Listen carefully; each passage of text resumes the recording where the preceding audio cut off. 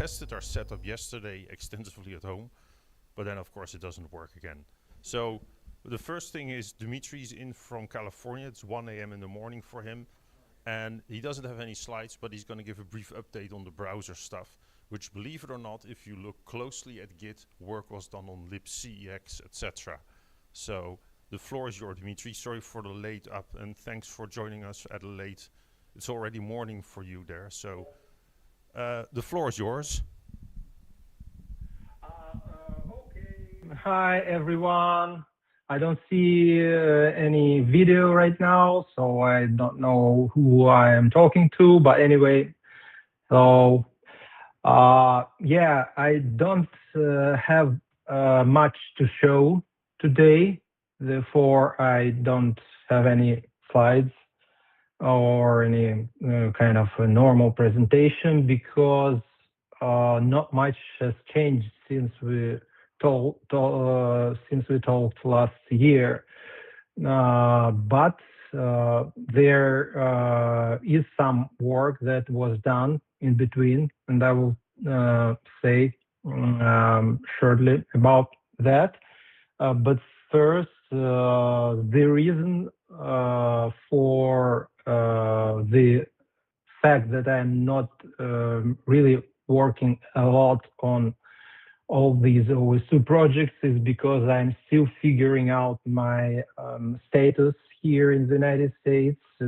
It turned out to be very, very, very complex for obvious reasons. So I have been working on that for like a few last months, and it's still there. And without a proper status here, I am not allowed to really work on anything. So I just have to first to finish this adventure before I will be able to do it at full scale.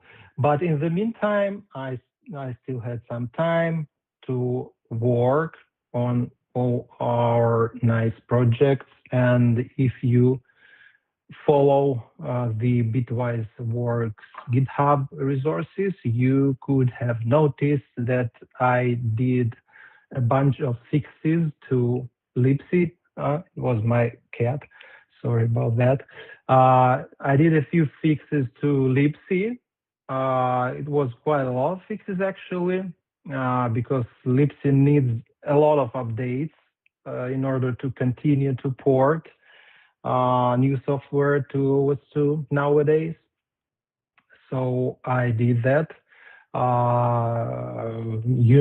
I guess Ko Myung Hoon, who reported a lot, who created a bunch of nice reports on GitHub, and I fixed many of them in libc. And I also did a fresh port of Git, which is like the Swiss knife of our development process and all, and it is much more stable than the previous version. Yeah, and that's basically it. These are the two main things I did in the meantime. Now about the plans. Well, the plans still remain. I still plan to get back directly to the Qt6 port once I sort out my status here, and I will definitely be using what other guys have been doing while I was on pause, or you can say on a forced vacation with all that stuff which is going on in my life. And I will catch up with their work and take maybe some newer version of Qt6 to like do it the same way I did all the previous ports and released in our RPM repositories as usual with all the dependencies, with all that. So this will be my task number one, and it also includes, of course, the Chromium part of Qt6, which is a huge part, but it's the most valuable part, most interesting part, I guess, because it allows us to run a modern web engine on OS2, and of course, this is the top priority. Besides everything else, Qt6 does. So this is the plan, but of course, it will not only be the Qt6 work; it will be also a lot of libc work, GCC work, and all other tools in the tool set, which we need to continue bringing newer software to the OS2 platform. Another thing which I recently noticed is an effort to bring the ability to cross-compile OS2 code on other platforms. Again, thanks to Ko Myung-hoon, who started this not very small project. I've been thinking about cross-compiling since very, very long, but I didn't have time to put my hands on it, so didn't actually do anything. And it's really great that he started digging into that direction, because if we join our efforts, I think we could get a really decent cross compilation tool chain that will solve a bunch of problems again. And one of the biggest problems is compiling huge and heavy pieces of software such as Qt6 or Chromium, which had been giving us a lot of problems when it's natively compiled on OS2 because of the 32-bit nature of the platform, low memory, and all that stuff. So this is a really interesting thing, and it might help to maintain the platform in the future, and yeah, just to move this project, the Chromium project and the Qt6 project, much faster, because it should be much faster to build everything on a really fast, modern 64-bit machine, of course.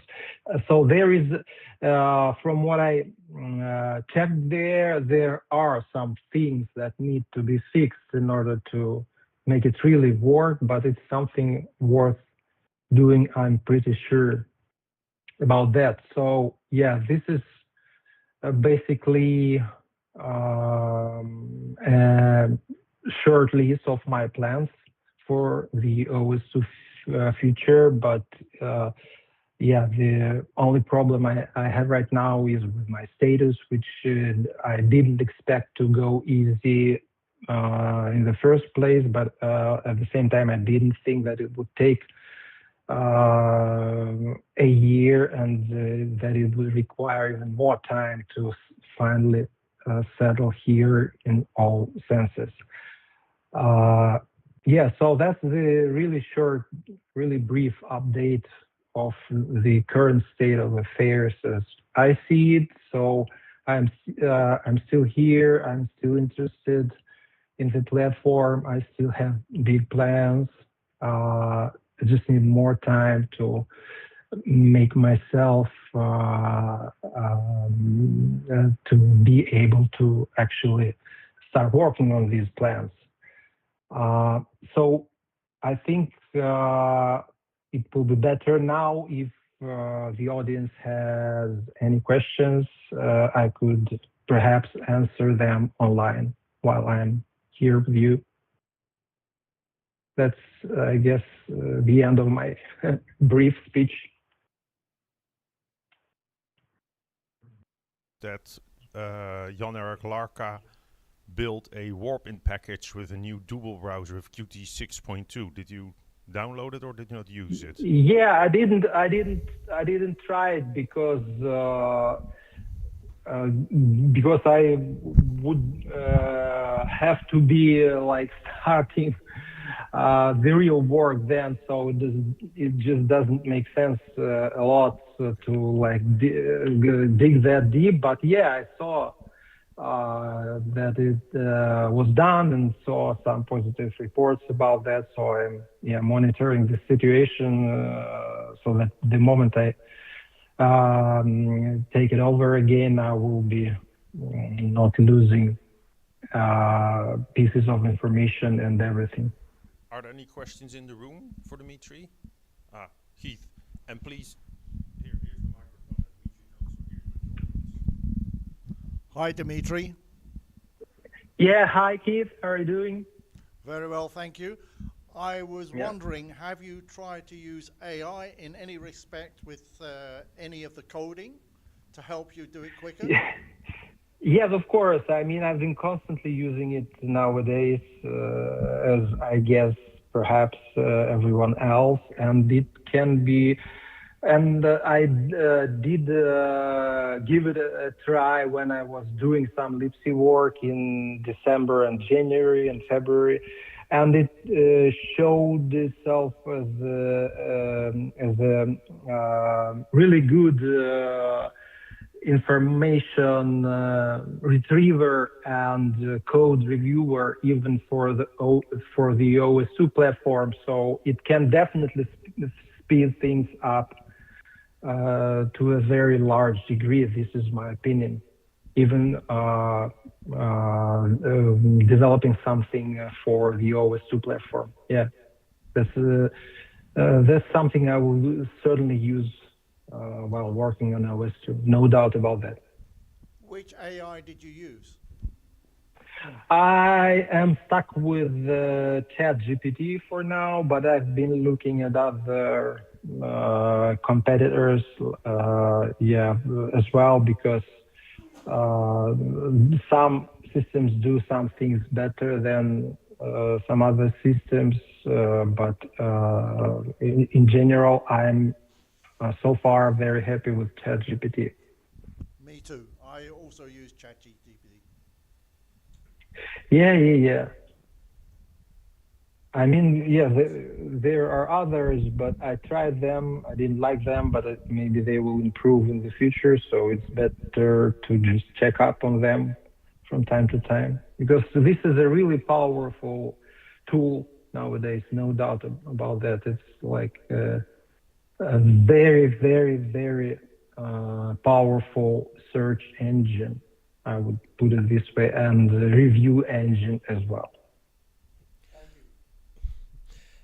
Okay, there's also been a question coming in on YouTube. It says, what's your take importing something like Supermium? It's a fork of Chromium which is optimized for Windows XP.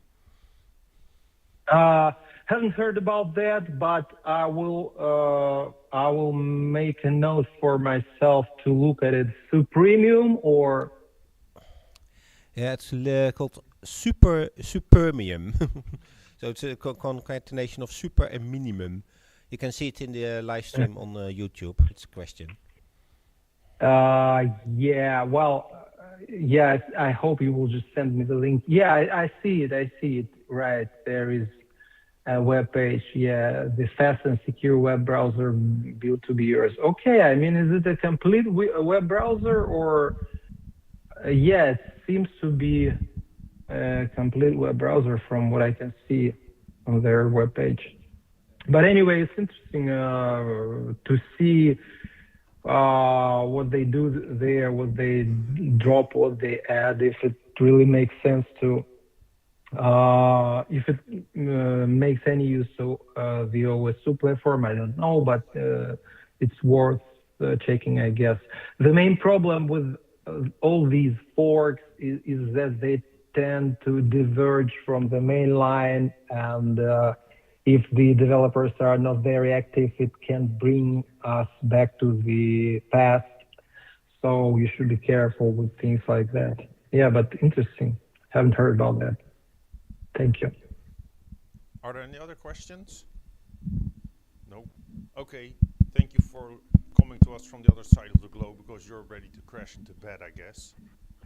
Yeah, sort of. Yeah, sorry that my presentation was really that short, but it's just not that much to show you guys because of my life circumstances, and I am really positive that they will improve within the upcoming months, so I will be able to work on OSU as I used to. Yeah, thank you everyone for your attention.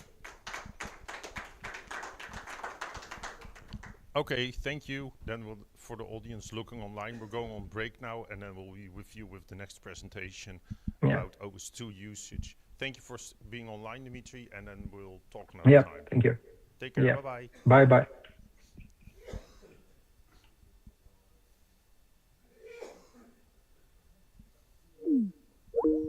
What time is it now? Let's see. Half elf.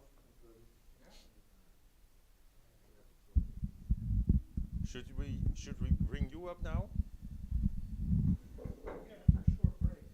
Okay. Then we'll take a short break.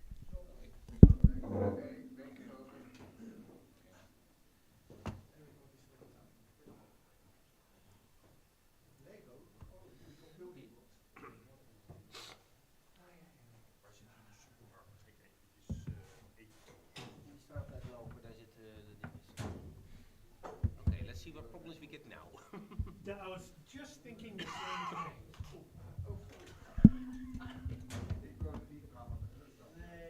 Even kijken.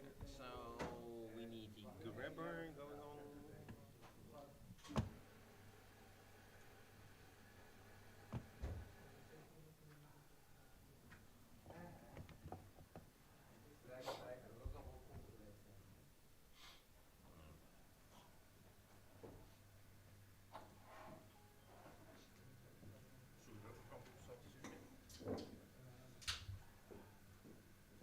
Did you fly, Sandro, or did you drive, or? By train, and the train took a side step instead of going directly through Amersfoort. We had to divert at to Zwolle and then I use a see different image. train. Whee! Well, that's a start. It's definitely a good start. Yeah, right now my system isn't unlocking, which is very interesting. Are you going back Yes. every day? Yes. Oh, it's just Cheaper than a hotel. All right, let me 3 days travel 100.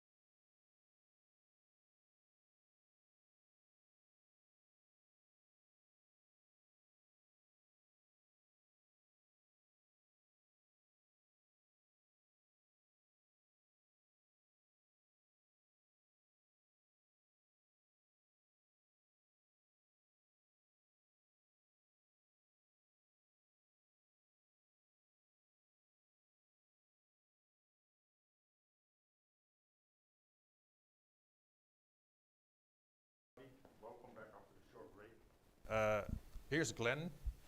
I'll let him introduce himself. He's always been behind the camera, now he's finally in front of it. So he has some personal story to tell about OS2, and the floor is yours, Glenn.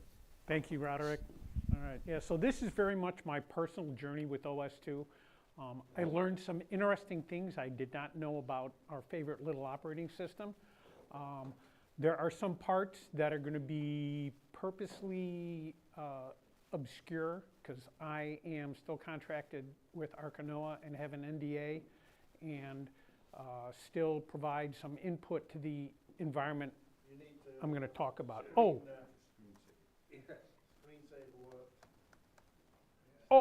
okay.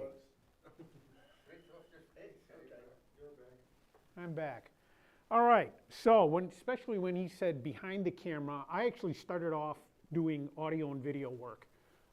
And computers found me. I was a system administrator and a certified network engineer, kind of moved on to Microsoft world. I'm now a senior systems engineer, and my role, and there's a lot of guys in this room and probably some folks out there that are going to like this. OAITG. I'm the old angry IT guy at work. All right? And yeah, see, Keith laughs. I know he's right there with this. You know, but I'm a teacher and I'm a mentor now. I plan to retire in 18 months. I still work full time. I don't work with OS2 aside from the work I do with Arkanoa and the mess I have on my desk at home. I work in what they call, on my side of the planet, it's a tribal casino. I work for a tribal government in casino gaming with VMware, Windows, and some other stuff. I am a consulting engineer with Arkanoa. I've known Lewis and Roderick for 16 years now. The first OS2 conference I went to that I remember at least was, I think, 2010. Yes. Yeah, so, and it's a good group of people to work for. So, and you'll learn where the title of this came from. I started off with a personal care products company called Helene Curtis. They are now owned by Unilever. I can talk about them because I no longer work there. I started off using Metaphor computer systems. Does anybody remember Metaphor computer systems? All right, this is where it gets very interesting. Metaphor was an all-in-one. This was the late 80s, early 90s, and Metaphor was founded by two guys out of one of our favorite places, Xerox PARC, the Xerox Palo Alto Research Center. They provided an all-in-one system, you know, had a spreadsheet, word processor, presentation manager, but what really set them apart was they had what they called their decision information system, and it allowed the end user to use SQL-based modules and simply snap them together, then snap a worksheet into it, then snap the presentation or word processor into it, hit a button, and it all magically happened. Now, in the consumer care products industry, the way this manifested itself was we took information from the American company Nielsen, which a lot of people are familiar with in terms of back then, the television ratings.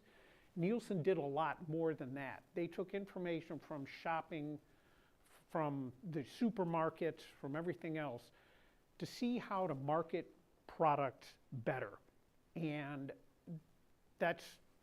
I was the system administrator. I knew nothing about Metaphor. I learned everything. And we'll talk about that. I moved on there to a large financial corporation. This is the environment I still support partially through Arkanoa. It moved from Windows-based workstation and an OS2 workstation together. I helped virtualize that environment first onto Windows, then into Citrix, and then finally with Arkanoa's help, we did some, which I'll cover down the way, we brought that system actually one of the greatest engineering things I've done in my entire career, was working with Arkanoa, where we added Kerberos to OS2. We put the Samba browser in there, and this was before Arca OS. Then we moved on to Arca OS. So, pardon me, I got a little bit of a, we'll blame allergies. So, Metaphor was an American computer company, created an advanced database gateway kind of thing. It was one of the first workstations to offer a complete hardware-software solution. You remember where it was a gray box, I think I've got a picture here, had a wireless mouse, wireless keyboard. Come on. That was a Metaphor workstation, all right? Now, fun things, it was based off the Motorola 68,000 chip, all right? And Ethernet a whopping 1 megabyte of RAM. All right. Yeah, all right, because we all remember those days. Because nobody needs more than, what was it, 640K? All right, we've all been through that. Yeah, thank you. Now, the environment that I had was using NetWare 3.1.2, which is why I got the CNE. I think I'm still officially a CNE, although I haven't touched NetWare in 10 years at least. I did discover, actually this is 20 years ago now, we were collapsing a environment for the company I was working for at a time. We discovered a NetWare server that had been up for 3,000 plus days, had a magnetic tape in it. The tape had continued its backup process, but had run so many times that it was now clear. Right, pardon me. And then we all remember another famous company that used the 68,000. Yep. Yeah, yeah.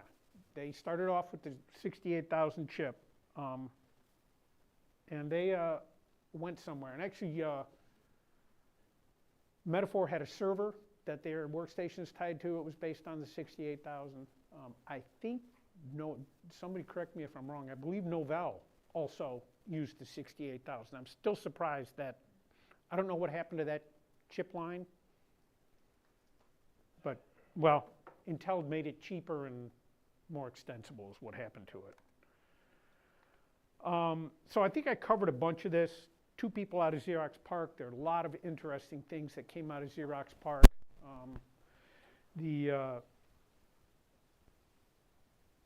Talked about the end-to-end elements in the enterprise where they could, once the SQL was written, you could snap it all together. Somebody still had to write the SQL, all right? But the end user, the marketing person, could sit there and snap all these things together, hit the button, push it out. So it was graphically based, icon based. They didn't have to worry about spreadsheets or anything else to a certain extent. It was, to somebody who was not exposed to that at the time, me, I'm like, this is really cool. This is fantastic. It was very easy to use from the end user perspective. One of their big problems was they were concentrated on DIS, their data interpretation system, and they didn't concentrate on the stuff that was going to sell PCs and sell it down the road, which was the extensibility, a super easy interface for the user, word processing, spreadsheets, connectivity to major file server systems, like network, etc. So, fun thing, and again, I think I hit, stuff could be linked together. Metaphor and IBM created a joint venture. Now, I knew this because IBM eventually bought Metaphor. Metaphor had made their own equipment. They quit making it. And they came out with a card that fit inside the PS2 that was essentially a coprocessor. Pardon me. Where you could run OS2. This was my introduction to OS2. 24 floppies. Who remembers? How many floppies was it? My company would not spring for the CD-ROMs. Okay. I administered 30 workstations, and I loaded 30 workstations using, yeah, right, you know. This is what I did not know. Metaphor helped IBM with the GUI on OS2. Right? That I found that very interesting. Now, I found this one reference to this. It seemed, I'm putting quotes or asterisk, and I will reference, and we'll provide the reference at the end if anybody wants to check. I did not know that before, but thinking back to the 2.1 interface, and then looking at it and then knowing the metaphor interface. The metaphor interface was black and white, because it was cheap. Of course, OS2 is color, GUI, you're like, wow, this is great. Pardon me. So, this is what things look like. You had the IBM PS2 running OS2 with the NetWare requester. Then you had the add-in cards to Metaphor. It was a full 68,000 processor, everything, microchannel. It would talk to the Metaphor, talk to the Metaphor server on the back end, and you could easily flip back and forth between the two. Well, one of IBM's good moves, they identified that the key to the Metaphor system was the DIS and the ability to snap those things together and how it processed the SQL. They took that and IBM ran with it. Now at this point, I was recruited away. And I went to another company, a large financial company. During the first interview, my soon-to-become manager goes, and I remember this like it was yesterday because it's funny. He says, oh, you know OS2? We have a big OS2 footprint, but it's going to be gone in 18 months. This was 1995. Okay? There you go. All right? This was 1995. So October of 1995. Pardon me. Let's see, 95, 05, 15, 25, now 26, right? Okay. This was 31 years ago. I am still contracted to Arcanum, doing work, providing input on OS2 running in this environment. All right? Yeah, he went to work for Microsoft reseller. He still contacts me about every 6-8 months trying to get me to buy Microsoft through his company. So he's a good guy, but I get my Microsoft elsewhere, so in my present company. So what kind of a mess did I walk into? This is very interesting. When this whole thing started, anybody remember this with NetWare? Ripple? All right. Yes, remote program load. Now,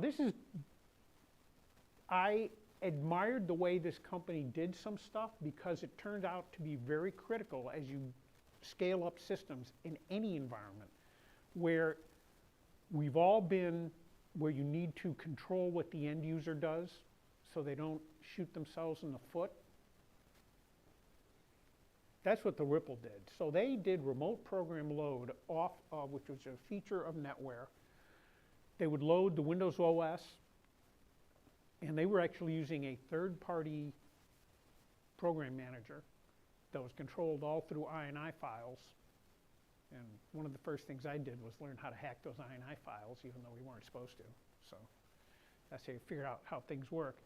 And so then they had OS2, pardon me, OS2 Warp 3 running on an IBM PS2 that would talk over IPX, it would talk to NetWare, and would talk to DB2 on the mainframe, all right, as well as your basic 3270 session on the mainframe as well. So this went through a bunch of iterations, but what the company had was a custom-coded application for OS2 that processed, at that point, over $5 billion worth of income per year. It was a critical piece. That's $5 billion per year in the this was the mid-90s. It had custom-coded stuff to what was then the communication manager, the first generation communication manager. There were 8,000 to 10,000 custom-coded DLLs. All right, this was the application it replaced the 3270 green screen. So it was running under, the stuff for the old 3270 session was running there, but it was all replaced and it was all running in the DLL, the graphic interface on OS2. In that day and age, this was really cool, all right, because it was you didn't have to be a green screen person. People that were used to working in then Windows 3.1, Apple, the average person could sit down and it's like, okay, this is a graphical user interface. It's very, it's friendly. I know how to do this. And you didn't need to be a computer person. Excuse me again. It used IBM LAN services, and this turns out, these are all key pieces as to how we had to approach this application as we moved forward in this environment. Used SNA over a bridge network. So I walked into this. As things started to progress, they bought Compact Desk Pros. Used to be able to buy Compact Desk Pros with an OS2 license. And the servers got replaced with Windows. About first 4 years in this environment, I did not work directly with OS2. I still had to do some work. I was more concentrated on they called it systems performance. I get very good at network management. I think I can still write the old MIBs because we wrote some custom MIBs. And so this was the way the environment kind of progressed. So in this whole period, talk about longevity, I got hired by one company. I was outsourced. I was insourced. I was outsourced again. I ended up on a contract, still with the company, but working on an Ark and Noah project. That was over 22 years. Now, almost 30 years. So, we started looking at different ways to, when I got there, they had the Windows system. People would type on it. They would turn around, they would type on the OS2 system, and then sometimes they'd have to take information from this system to put it onto this system, vice versa. All right. Talk about a productivity situation. All right. All right. Well, yeah, laugh, but they're still doing some of that stuff now, but it's a lot less. So one of the first, we put the KVMs in there. Which were a wonderful feature. Those started coming out where they actually made sense, like 25 years ago, where the end user could do it simply. Still with, the Compact Desk Pros, as you'll see as I complete this,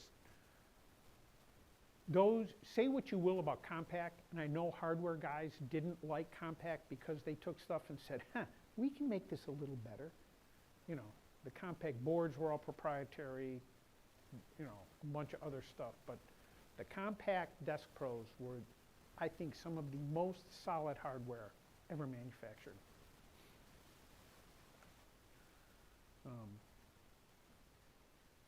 I think Lewis still has one of these in his basement. All right. Anyway, and what's important the company had huge investment in the Desk Pro. They were 400s, 500s, 600s. Intel 440BX chipset, 10 gig disk drive, and like I said, the systems are sold with, yeah. They're sold with OS2 licenses, which was very nice. And the 440BX chipset is what's the important piece here. Okay, well, we already saw that. Oh, I know what the change was. They started buying Dell because Dell was cheap. All right, so you had the Dell, they were GX 150s, I think, as we progressed through this. And this turned out to be a blessing and a curse. I was part of what was then, they called them the desktop engineers, and the idea was to get images out for Windows and images for OS2. And we used Ghost, then we used a product called Altiris. And the way this transpired, and this became evident when Arkanoa first started working with this company, nobody had the original software. We'd take an image, modify it, do the next thing, pass it on. All right, and so you end up with everything works. Okay, there's, we were on the Rex side, we're using, on the OS2 side, we're using Rex to, do stuff. Nobody knows. Seriously, to this day, there are some things running on the system, and nobody knows where the original software is. Licensed versions of it. Could we find stuff? Probably. All right. There is probably stuff available. It's probably a lot of it is still out there on Hobbs, I think. Yeah.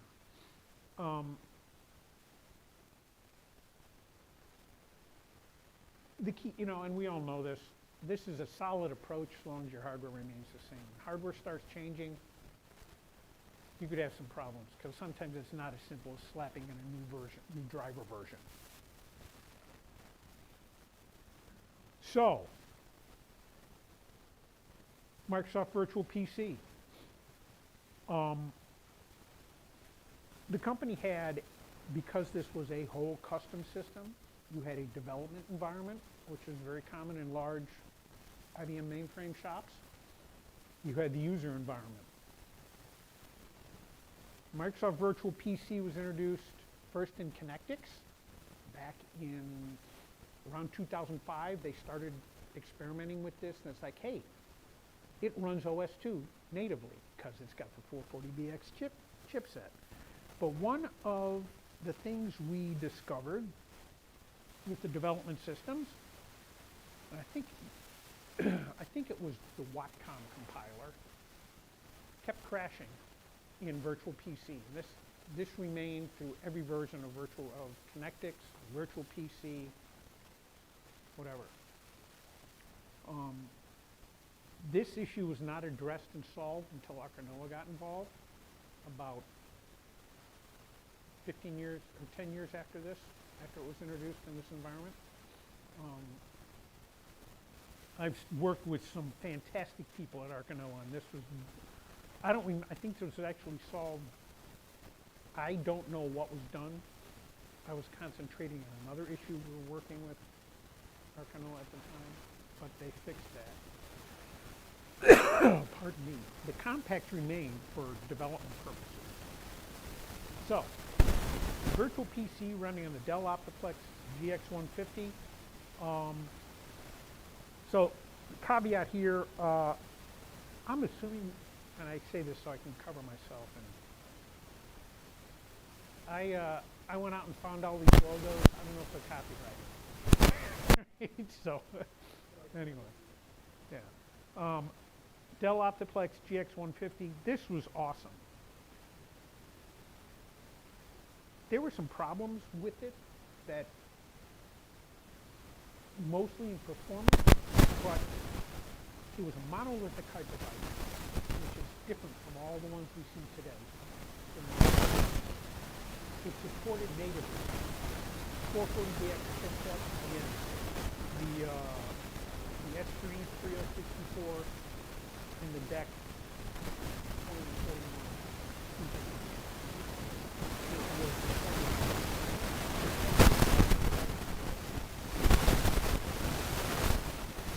So we started experimenting with this, and the two questions were, will it work? Does it perform? Well, it absolutely works. OS2 works. It did not perform. What's interesting here is we had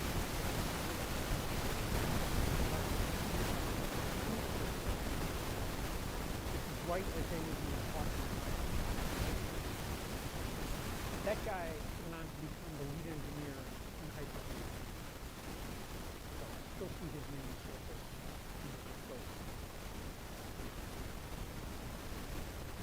So for all intents and purposes, they introduced Virtual PC 2004. They tweaked it enough where it actually worked. I'm sorry, it actually performed.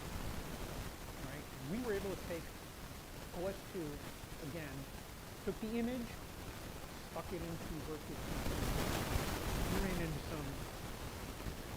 It's a difference between what we all do when we're experimenting with virtual systems. One one-to-one situation in a virtual system versus about 200 development systems and had 1,800. So how do you take something from a one-to-one and move it up to 1,800?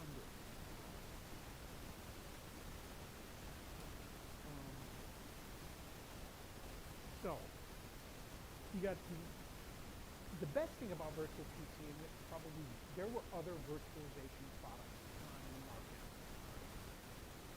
This was free.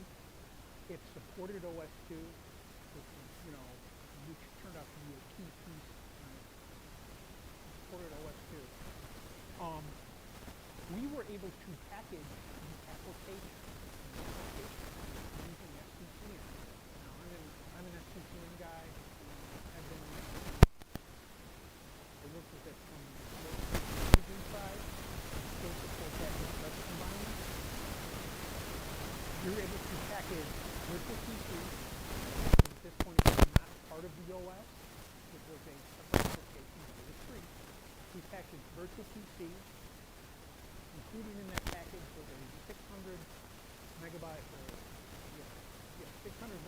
OS2 image. It would install on the Windows PC seamlessly because it was driven by the SCCM application.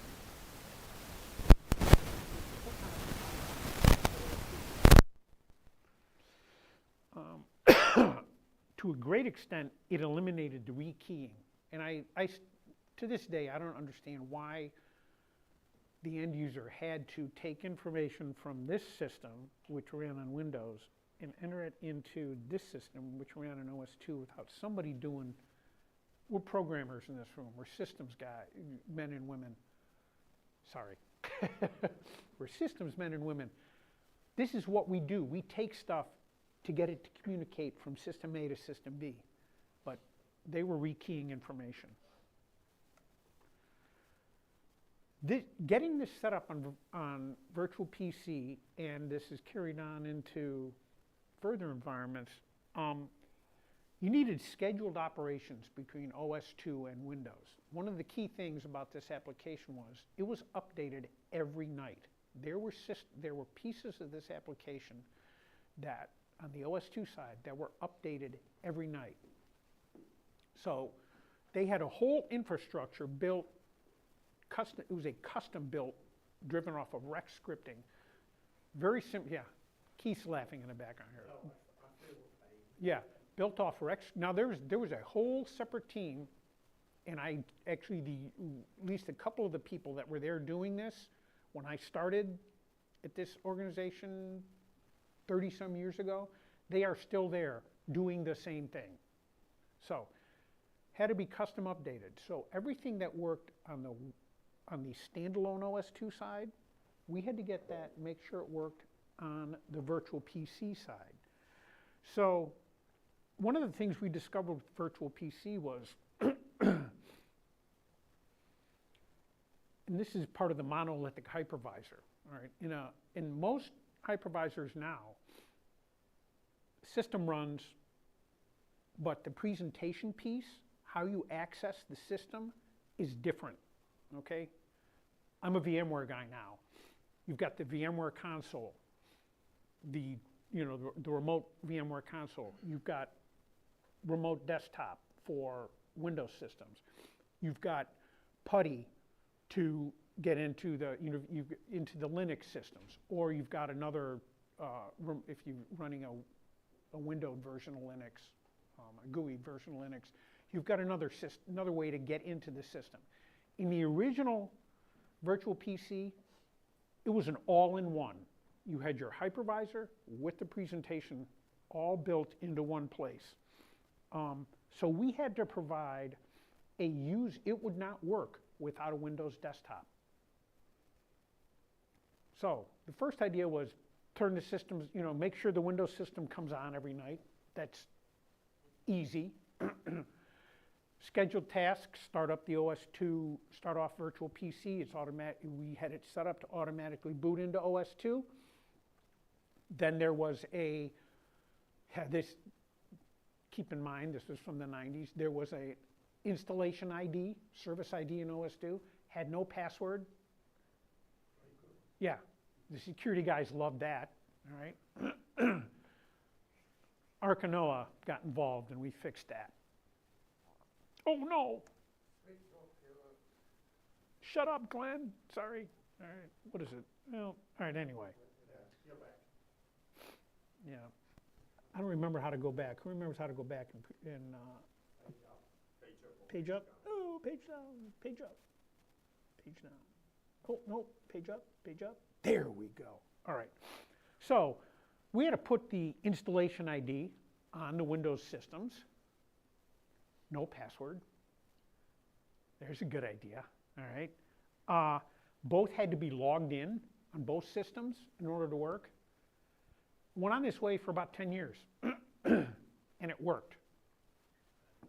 But we discovered some fun things now, first, before we made the discoveries, we had Rex scripting was used with, there was a simple cron job written in Rex that was running on the OS2 side.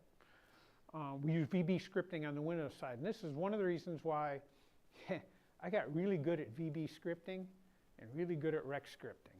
Now, I met an individual through Arkanoa that I learned so much more about Rex than I ever wanted to know. All right, so it's about 2 a.m. So I don't think he's online, and since I didn't ask him, I won't mention his name, but he is still involved. It's awesome. So we made some fun discoveries using this. These were all spinning hard disks. All right. 600 meg file, well, 600, 800, I'm trying to remember the size.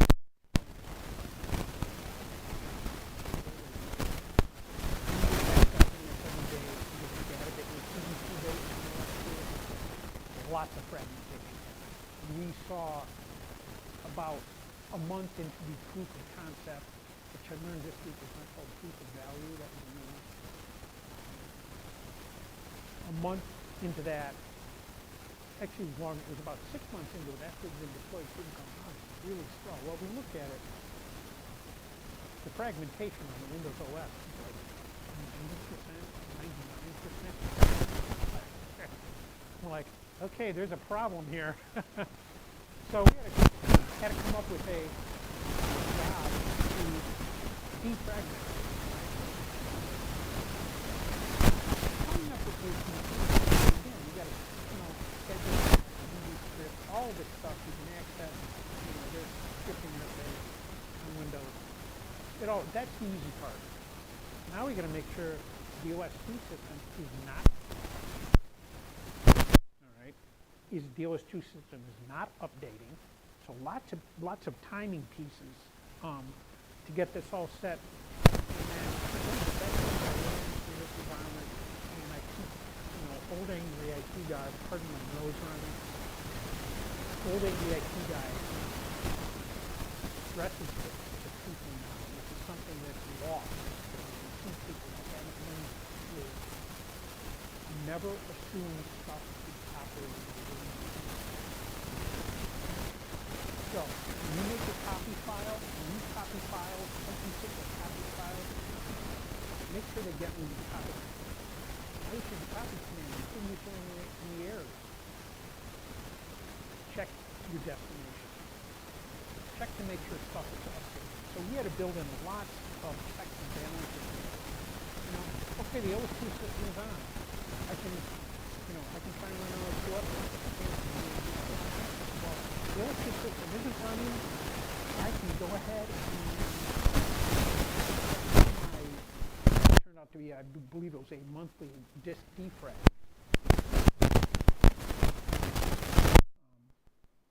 This was, I consider this a feather in my hat because I I discovered a bug with Virtual PC. It was never fixed. Oh no! Oh.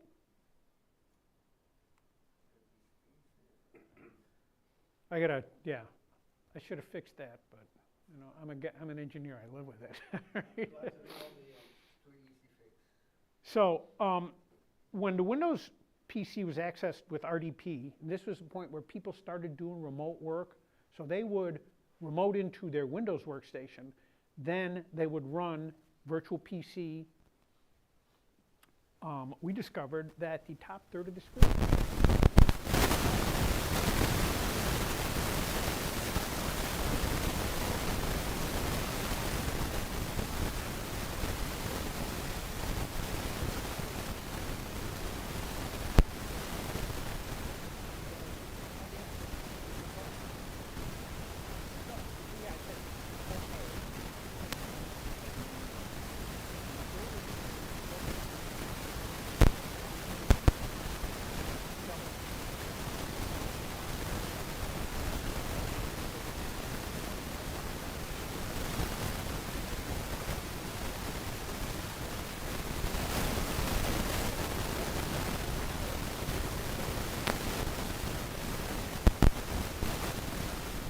time.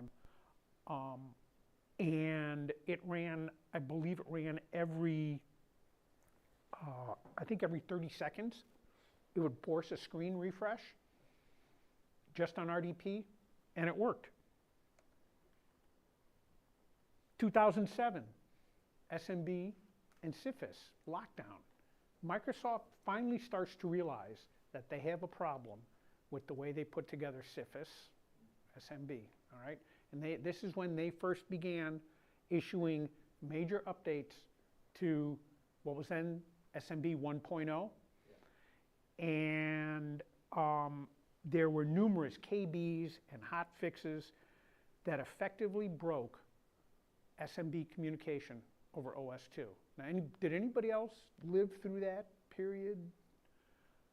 I only remember sometimes with Windows you had to change the driver back to the 1.0 because you couldn't communicate anymore. Right. And every time you updated, you had to read the... Wait. Yeah. Anyway, so, sorry, good point. Too late, all right. Next time I'll remember to, yeah. All right. I kept a list that I still have that is kind of moot now, but and I would test all the server updates. I would test the workstation updates, all related to does OS2, does SMB still function so we can communicate, we can operate in this environment.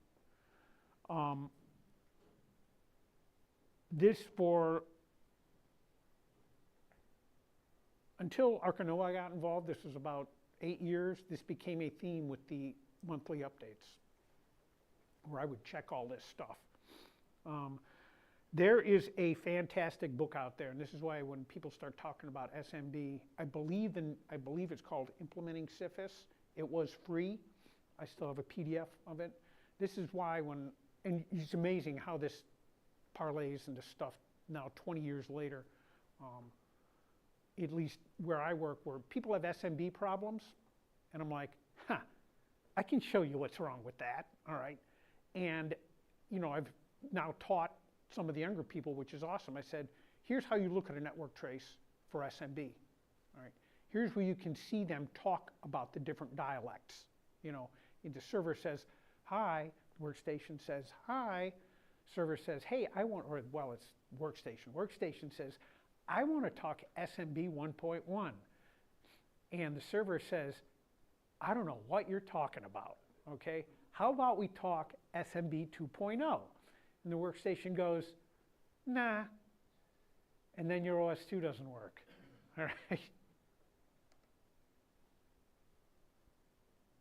Anyway, I think that was it. Okay, page down. 2010. This was another elegant solution, all right? We took Virtual PC 2007, published it as a Citrix app on a Windows 2008 Server R2. There were 25, 50-line command files to assign users a specific workstation that was then dumped onto just a flat file that says Glenn gets workstation P12345 on the OS2 side. And the users, for a great part, it was no longer running on the workstation. It was centralized. The customer did not have to worry about the old SNA bridging issues on the workstation side. You had a set of Citrix rack servers running a Virtual PC 2007, Virtual PC 2007 under Windows Server. User would click, use the Citrix presentation layer, which still effectively exists today. User would click on it, it would launch OS2, and the user could complete their OS2 work. Same situations prevailed on the Citrix side. We had to update those systems every night. There were performance issues. You could only run a certain number of machines per Citrix server. And then, as we've all run into, I don't care what you're running, RDP, VMware Console, Citrix, old Citrix, new Citrix, Horizon, which is the VMware virtualization product. You start jumping through too many layers of presentation, bad things happen, all right?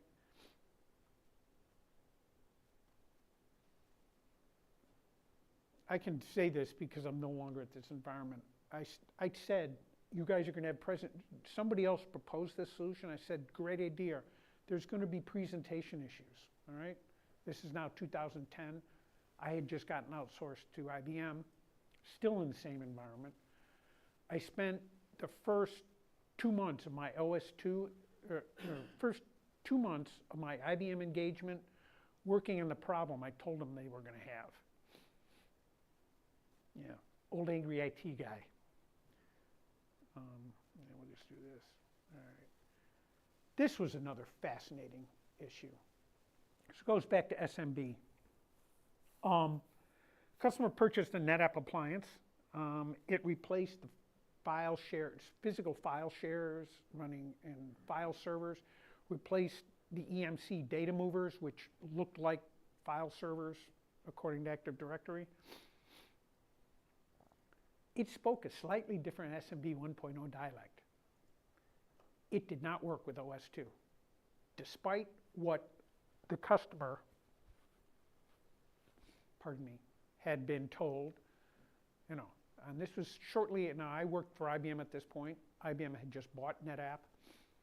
NetApp so the customers got, I think, $5 million plus invested in this NetApp appliance, and they want to consolidate all this stuff. absolutely the right thing to do. Couldn't do it. NetApp came back and said, we cannot fix this. All right. You know, and this is where I was getting pretty good with Wireshark, all right, or network. Well, now we're using Wireshark. Used to be Sniffer.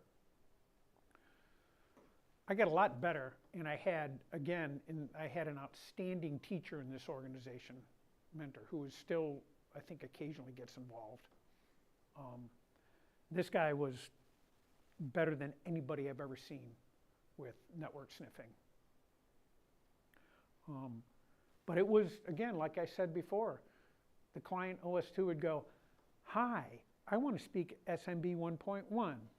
And the NetApp would come back with, I don't know what you're talking about. Bye. There was no renegotiation or anything else. It would just go, I don't know what you're talking about. You're like an intruder. So anyway. Enter the Arkanoa era. So this was, again, 2010, 2011, I think. I went to a little conference, Kansas City. I'm looking at Roderick, see if he remembers. I think it was in Kansas. Yeah. They started talking about what they could do in this environment to kind of bring stuff up, not up to a current level, but at least get it working for us again. This was the first engagement. This is still some of the best computer engineering I've ever had the privilege of being a part of. All right. The product, OS2 Usenet BIOS out of the box. All right. The entire application that they had written was tied to the old net.exe. Net.exe had to be there with the old NetBIOS calls and everything else. It simply broke. Enter Arkanoa, and they took a look, they did some analysis and said, hey, you know what? Here's how we can fix this. This was called the shim, and the shim fit in between the user's application, the company's application, the OS2 operating system, sat in the middle there. It made the application think, hey, you still have NetBIOS. Everything is fine. I can operate. Meanwhile, it took the information, passed it through OS2, and we put in Samba. We added Kerberos. And then also, we added the authentication. Yes, sir. It's elegant to explain what Kerberos is, because I don't know everybody knows that. Okay, thank you. All right, so Kerberos is the modern authentication for the ticket granting ticket that's encrypted that allows you to talk to the server for another system. So you have your authentication, Active Directory operates in the Windows guys still. Active Directory operates for the Kerberos authentication. Kerberos replaces the MCLM that we're asking you.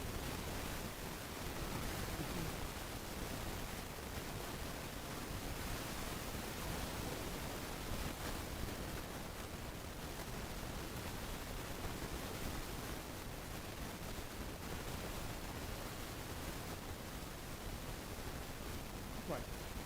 Yeah, that's an excellent point. So the key problem with MPLM is the original MPLM, which OS2 is still using. Your password is set clear text.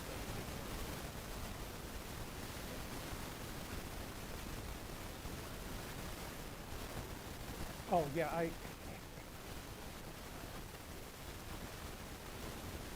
so the where would I be without these guys?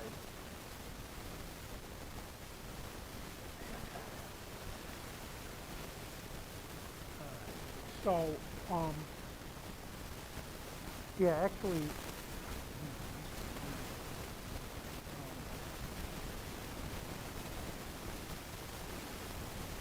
Yeah, there's a tool out there.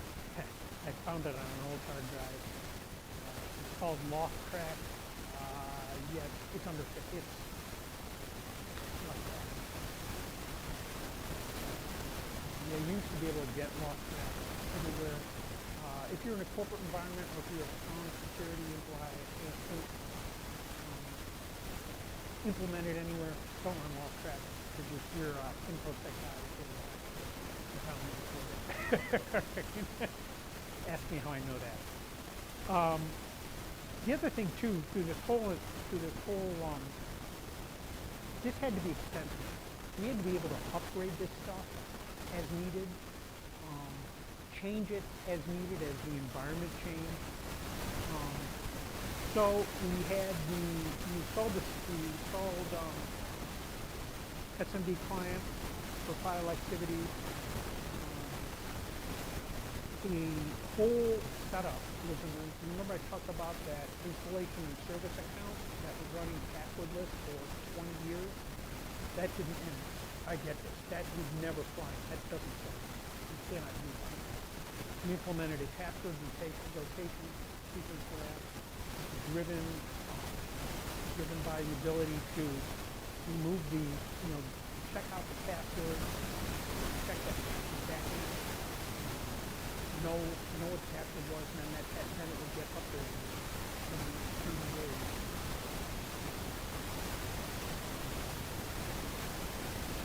That was all part of it. So, Arcanoa did some research, and they recoded net.exe using only the calls that the application needed. So they took network traces. Okay, there's I just looked at this. It's like 45 different calls. There were throughout the whole operation of the application in OS2 in its normal life, they were only using like 15 calls. Heimdall Kerberos was ported and installed for the Kerberos portion. Used a lot of rec scripting. The customer had a foregone GUI that was built using the Dr. Dialog, DR Dialog tool. Yeah. Keith is laughing. Hey, it works. And then lots of rec scripting for installation and configuration.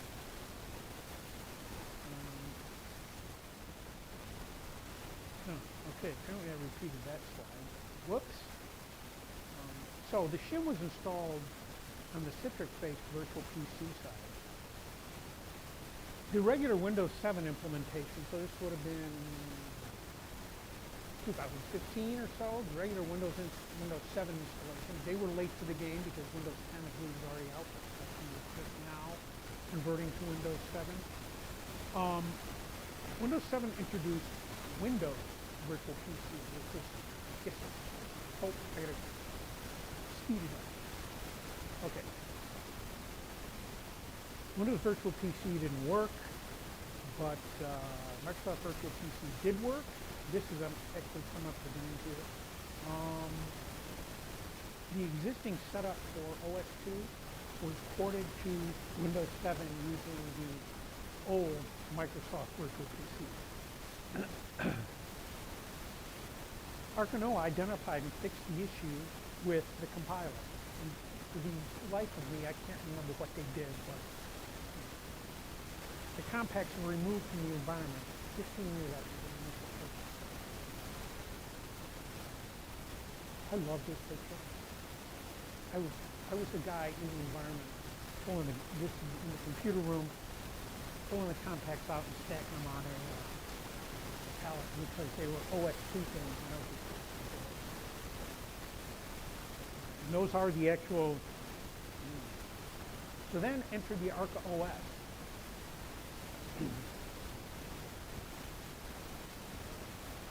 Again, we're back to the image. The customer's image was effectively ported to the Arca OS with all the bits and pieces that we were already using. Right? The customer there are still some, they're behind on their Samba versions, but it works, all right? They're running it on ESX, all right? The problem with ESX and OS2 always has been, how do you get to the machine? This goes back to the monolithic hypervisor versus the monolithic. The servers, you don't need to get to the server GUI, except those of us that administer. Now, if you're an end user, you need to get to the OS2 machine. So we're using DNC server and DNC client to access those systems. All right. That's where we're at today. There's still a lot of work going on with Arcanoa and Arca OS in this environment. Like I said, unfortunately, I have to be kind of a little cryptic because I'm still contacting the NDA. So, where did I find this info? Information about Metaphor. The history and photos was from John Weeks, who took the information from Metaphor history. I did not know him when I worked on Metaphor. Of course, Arcanoa, we wouldn't be here today talking about Arca OS as the one that were fewest and most prominent over the past few years. I've known Roderick first professionally. Now he's a friend. Thank you, Roderick. Wikipedia, OS2 easing. I grabbed something from there. I put this together on Apache OpenOffice and Press. I do use Arca OS at home. I'm still experimenting. I've got like 3 or 4 multi-boot systems now. Trying to boot ESX on a multi-boot with it does not. I haven't got network.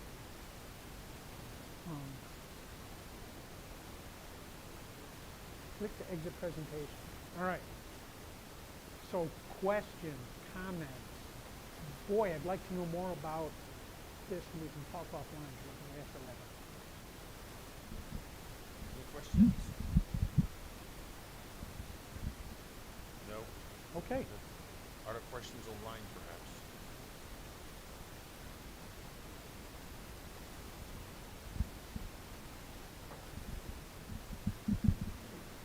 Alrighty. Well, people are always asking, well, is OS2 still being used? Well, they have answered the question. Still being used. And, I believe there are. I was on an airplane just from 10, 15 years ago. I sat down next to a guy with another financial services company, and they were still using it. All right, they were significantly smaller. I've since learned about another financial services company that in the States.